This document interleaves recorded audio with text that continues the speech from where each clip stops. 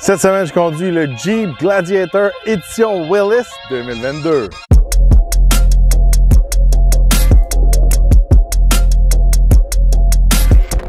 L'édition Willys est le groupe d'options d'entrée de gamme hors route pour le Jeep Gladiator, sans monter dans des groupes d'options comme le Rubicon ou le Mojave. Alors aujourd'hui, on va aller en profondeur voir c'est quoi exactement un Willys. Sous le capot du Gladiator, on peut retrouver un V6 Pentastar de 3,6 litres, bon pour 285 chevaux et 260 livres-pieds de couple. Ce moteur est jumelé à une transmission 8 vitesses. On peut l'avoir aussi avec une transmission à 6 vitesses manuelle. Et en option aussi, on peut opter pour le moteur diesel, l'éco-diesel de 3 litres, pour seulement la petite somme de 9 390 $, assez dispendieux pour avoir le diesel sous le capot. Mais on va aller sur la route tester l'édition Willys. Bon, j'ai testé l'accélération avec le Gladiator Willys. On a le bon vieux V6 Pentastar sous le capot. On y va.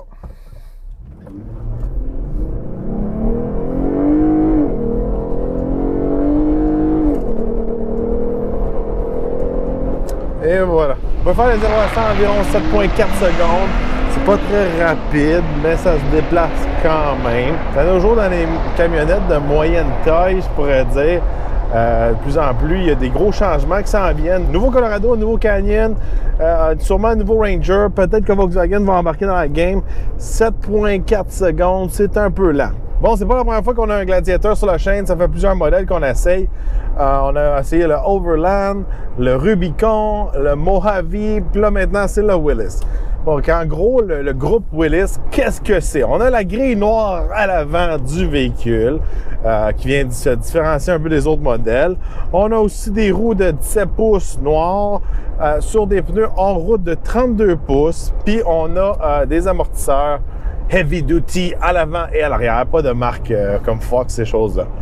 Bon, aujourd'hui, je vais aller vraiment sur le groupe Willys. Dans les autres essais du Gladiator, je suis allé vraiment dans tous les détails en profondeur, intérieur, les boîtes, ces choses-là. Aujourd'hui, je vais aller vraiment sur le groupe Willys, si ça vaut la peine. Regardez sur le chemin, pas très confortable. Pneus Firestone qu'on a sur ce Willys-là sont très bruyants, très rigides, pas super dans l'eau. Puis la suspension est faite pour aller faire du hors-route, je dirais, les chemins un peu plus ardus ou vraiment faire du vrai hors-route. Mais je pourrais dire sur le chemin tous les jours, la tenue de route, ces choses-là, on fait quand même un gros sacrifice. Quand je l'ai poussé dans la courbe, j'ai pas vraiment aimé comment que le véhicule a réagi côté suspension, côté pneus, ces choses-là.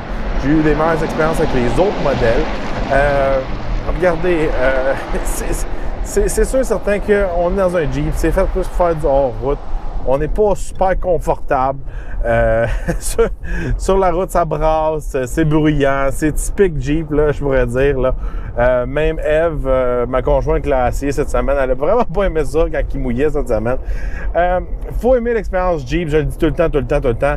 Mais regardez, celui-là, il est un petit peu une coche, un petit peu plus comme fait pour être brassé, style Willys militaire, je pourrais dire, plus robuste. Capable de prendre peut-être une bosse plus avec une roche, ces choses-là. Si je le compare avec les autres modèles que j'ai eu à l'essai, le Rubicon ou le Mojave, les suspensions réagissaient beaucoup mieux. Je sais que c'est des modèles plus dispendieux, mais quand même, il n'y a pas un méga gap de prix, là. On parle d'environ 4 à 6 000 $ de plus cher, là, si on compare les modèles de base avec les modèles de base. Les modèles, surtout le Mojave, qui a vraiment une suspension qui est plus à mon goût à moi, une suspension qui est faite pour faire du hors-route de haute vitesse.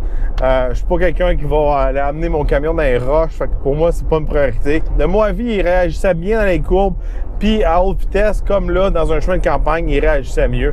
Il était plus confortable.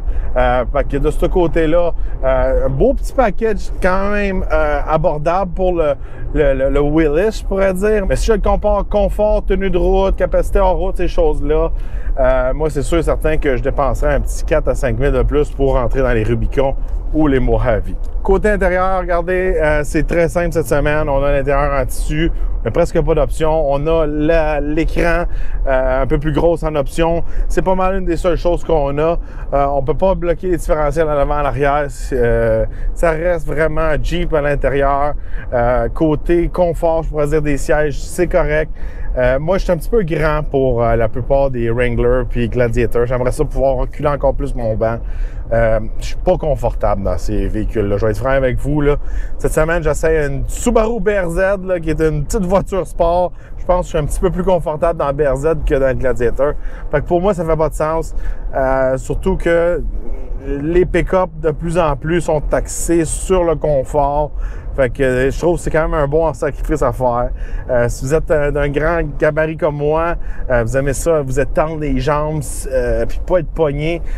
C'est un des seuls véhicules, là, vraiment, là, que de ce gabarit-là, je pourrais dire que quand je rentre, il faut que je mette le banc reculé au maximum, sinon je suis pas capable de rentrer dans le véhicule. Côté économie d'essence, je pense que cette semaine, à cause que le ratio du différentiel est un petit peu moins élevé que les modèles plus agressifs comme le Rubicon puis le Mojave, on a une meilleure économie d'essence. Je fais du 14,5 litres au 100 km.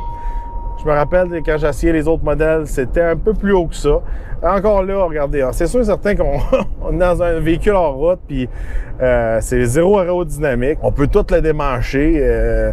C'est sûr qu'il ne faut pas s'attendre à un miracle de ce côté-là. C'est sûr que vous pouvez faire une meilleure économie d'essence avec l'éco-diesel, mais quand l'option coûte juste un petit peu en dessous de 10 000 $, je pense pas que vous allez rentrer dans votre argent. Fait que de ce côté-là, côté économie d'essence, c'était un peu ordinaire. Côté capacité, si on l'équipe au maximum avec tous les bons équipements pour remorquer, on peut remorquer jusqu'à 7650 livres et on peut mettre dans la boîte jusqu'à 1700 livres. De ce côté-là, le Gladiator est un des leaders, je pourrais dire. On n'a pas vu les chiffres des nouveaux Colorado puis Canyon, tout ça, mais habituellement, chez Stellantis, chez Jeep, on est toujours des champions côté remorquage. Fait que si vous voulez remorquer moindrement un petit bateau ou mettons peut-être 2-4 roues, ces choses-là, le Gladiator est capable de le faire en masse. Alors, vous pouvez avoir un Gladiator Willys de base pour environ 53 840 $ et le modèle de l'essai est d'environ 62 000 $ cette semaine. Est-ce que ça vaut la peine le fameux groupe d'options Willys? Regardez, si vous êtes vraiment serré côté budget, puis vous n'avez pas un 4 à 5 ou 6 000 $ de plus pour entrer dans un Rubicon ou un Mojave, oui, ça vaut la peine, puis vous allez remonter les capacités en route. Si le budget est moins serré, puis vous êtes prêt à dépenser un petit peu plus, c'est sûr et certain, là, ça vaut la peine considérer le Rubicon, puis le Mojave, juste pour le look aussi, puis aussi, vous pouvez mettre plus d'équipement. C'est sûr et certain, on peut monter ces modèles-là en haut de 70 000. Ça va assez vite chez Jeep. Faut faire attention. Moi, mon préféré, c'est vraiment le Mojave. Encore une fois, il est axé plus sur le hors-route de haute vitesse. Si vous êtes axé plus sur la trail, puis monter dans les roches, le Rubicon est toujours roi, c'est sûr et certain. On peut rajouter des options comme le différentiel qui se bloque à l'arrière et à l'avant, déconnecter la sway bar. Ça, on l'a pas dans le Willys. Regardez, c'est un bon petit package. C'est pas le package que je pourrais dire qui va faire pencher plein de gens. C'est pas le package qui va faire comme wow, ça vaut vraiment la peine, puis ça détruit la compétition. Ça vous offre un peu une option en route, un peu plus abordable. Là, cette semaine, ils ont rajouté un peu d'options. Ça vient plus que ça vaut la peine. À 62-63 000, on peut avoir un Rubicon ou un Mojave pour moins que ça de base. C'est sûr et certain, sans aucune option dedans. Mais quand même, je pense qu'un Rubicon ou un Mojave de base, c'est mieux que ce modèle-là un petit peu plus équipé avec le groupe Willys. En tout cas, c'est mon avis à moi. Dites-moi dans les commentaires qu'est-ce que vous pensez de ce Gladiator Willys-là. Est-ce que ça vaut la peine? Est-ce que vous aimez le look du Willys? J'aimerais voir votre opinion dans les commentaires.